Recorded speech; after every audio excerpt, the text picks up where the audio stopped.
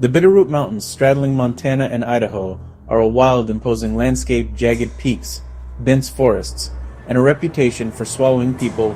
Whole locals whisper about the Bitterroot Triangle, a place where the line between reality and the unknown blurs. Hikers, hunters, explorers have vanished here, leaving behind only questions and grief. Search teams, even with modern technology, are often defeated by the sheer scale and mystery of these woods. Among the many disappearances, one stands out. Daniel Mercer. Daniel was prepared, experienced, cautious. Yet he vanished without a trace. The Salish people have long warned spirits entities, places where the veil between worlds is thin. Their stories suggest dangers beyond wild animals or weather. Something older, stranger and impossible to understand. Daniel's case is a chilling puzzle woven from baffling clues, ancient warnings. The Bitterroot Ridge keeps its secrets, and Daniel's disappearance is its most haunting. This is where our story begins. Daniel Mercer, 34, was the definition of a seasoned outdoorsman, skilled, cautious, and meticulous.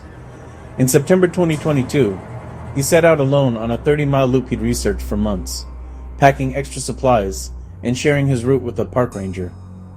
He signed the trail register, joked about the weather, and disappeared into the trees, confident, prepared, and at home in the wild. There was no sign of distress, no hesitation. Daniel was last seen alive, full of purpose, walking into the forest he knew so well. When he didn't return, his family's concern grew. The image of Daniel, striding into the woods, would haunt them as the days passed with no word. The forest that welcomed him seemed to erase him. No one expected trouble, least of all Daniel. But the Bitterroot had other plans. His disappearance would become one of the region's most baffling mysteries. When Daniel missed his return date, his family alerted authorities, and a massive search began. Teams scoured the 30-mile loop by foot, by horse, by drone, finding nothing. The forest was silent, no tracks, no campsites, no clues. Even search dogs lost the scent, wandering in circles, giving up. Daniel, a large man with a heavy pack, left no trace. After a week, the official search was scaled back as weather worsened. His family refused to give up organizing their own searches, plastering towns with flyers. Park Ranger Sarah Jenkins was shaken. It's like the mountain swallowed him. No gear, no sign, nothing. The trail had gone cold, unnervingly, completely cold. The Bitterroot's silence was absolute. Daniel had vanished as if he'd never been there at all. The mystery only deepened.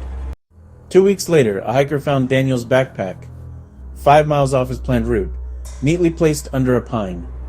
Inside, untouched food tent, sleeping bag, wallet, car keys. Days later, his boots appeared, side by side on a rock, laces tied, no scuffs or struggle. Then his headlamp, resting on a log, battery full, switched on easily. Each item was carefully placed, not dropped or torn by animals. No evidence of a struggle, no logical reason for an expert to abandon his gear. The pattern was ritualistic, not panic. Hypothermia was considered, but the weather was mild, and Daniel was too experienced. Investigators were stumped. The clues led nowhere, just more questions. It was as if Daniel had calmly walked deeper into the wilderness, leaving a trail that made no sense. The forest offered only silence. As the search stalled, old legends resurfaced. The Salish speak of the Quantilaqua, stick people who mimic voices lure travelers away. Searchers reported hearing whispers, phantom calls for help, eerie whistling that seemed to move through the trees. Some speculated about hermits, or even UFOs, but nothing explained the deliberate placement of Daniel's belongings. A year later, his red jacket was found, 10 miles from the last clue, draped over a tree branch, pristine and untouched. The location was remote, far from any trail. How did it get there? Why was it so perfectly preserved? Each discovery only deepened the mystery. The Bitterroot seemed to be playing by its own rules. Daniel's case became a modern legend. Years later, Daniel Mercer's case remains unsolved, a wound for his family, a warning for all who enter the Bitterroot. Official theories, medical emergency, hypothermia, fail to explain the bizarre clues and distances. The facts refuse to fit any logical explanation. For locals, Daniel's story is a campfire warning the wilderness keeps its secrets.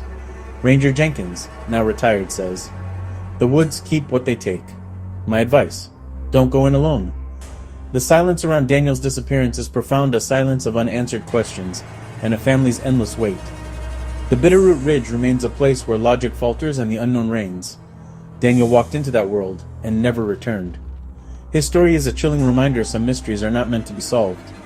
The forest whispers, and sometimes it does not let go.